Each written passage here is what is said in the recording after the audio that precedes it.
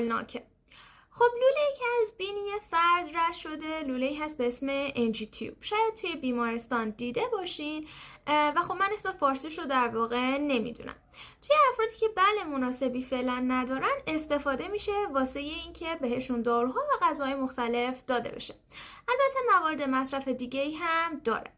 ما برای گذاشتن انجی تیوب یک سری کنتراندیکاسیون داریم، یعنی یک سری موارد منع مصرف. توی این افراد ما نمیتونیم انجی تیوب رو براشون قرار بدیم. یکی از مهمترین اونها شکستگی های قاعده جمجمه و صورت هست.